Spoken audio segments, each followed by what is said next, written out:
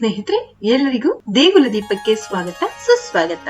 ಕಮಲಶಿಲೆ ಬ್ರಾಹ್ಮಿ ದುರ್ಗಾ ಪರಮೇಶ್ವರಿ ಕೈಲಾಸ ಪರ್ವತದಲ್ಲಿ ಆಸ್ಥಾನ ನರ್ತಕಿಯಾಗಿದ್ದ ಪಿಂಗಾಳ ಶಿವಪಾರ್ವತಿ ಎದುರು ನರ್ತಿಸಲು ಒಪ್ಪದಿದ್ದಾಗ ಅವಳ ದುರಹಂಕಾರಕ್ಕೆ ಕೋಪಗೊಂಡ ಪಾರ್ವತಿ, ನೀನು ಕುರೂಪಿಯಾಗಿ ಕುಬ್ಜಳೆಂದು ಭೂಲೋಕದಲ್ಲಿರು ಎಂದು ಶಪಿಸಿದಳು. ಶಾಪದಿಂದ ನೊಂದ ನರ್ತಕಿ ಕರುಣೆ ತೋರುವಂತೆ ಬೇಡಿದಾಗ ಪಾರ್ವತಿಯು ಕರಾಸುರನ ಎಲ್ಲಾ ದುಷ್ಕೃತ್ಯಗಳನ್ನು ತೊಡೆದು ಹಾಕಲು ಭೂಲೋಕಕ್ಕೆ ಬರುವುದಾಗಿ ಮತ್ತು ಸಂಹಾರದ ನಂತರ ತಪೋಭೂಮಿಯಾದ ಸಹ್ಯಾದ್ರಿ ತಪ್ಪಲಲ್ಲಿ ನಾನು ಲಿಂಗ ರೂಪದಲ್ಲಿ ಕಾಣಿಸುವೆ. ಅದಾದ ಮೇಲೆ ನೀನು ಮಧುರೆಗೆ ತೆರಳಿ ಶ್ರೀ ಕೃಷ್ಣನ ಪುಣ್ಯ ಭೂಮಿ ಪಾದಸ್ಪರ್ಶದಿಂದ ಶಾಪ ವಿಮೋಚನೆಯಾಗುವುದಾಗಿ ಹೇಳಿದಳು. ಆಗ ನರ್ತಕಿ ಸಹ್ಯಾದ್ರಿ ಅರಣ್ಯದಿಂದ ಹುಟ್ಟಿ ಪಶ್ಚಿಮ ಕರಾವಳಿ ಕಡೆಗೆ ಹರಿಯುವ ನದಿಗೆ ಕುಬ್ಜ ಎಂಬ ಹೆಸರಿಡುವಂತೆ ಬೇಡಿಕೊಂಡಳು. ಶಾಪ ವಿಮೋಚನೆಯಾದ ನಂತರ ಕುಬ್ಜೆಯಾಗಿದ್ದ ನರ್ತಕಿ ಸಂತಸದಿಂದ ಪ್ರತಿ ಶ್ರಾವಣದಂದು ತಾಯಿಯ ಪಾದ ಸ್ಪರ್ಶಿಸಿ ಪುಷ್ಪವನ್ನು ಪ್ರಸಾದ ರೂಪದಲ್ಲಿ ತೆಗೆದುಕೊಂಡು ಹೋಗುವುದು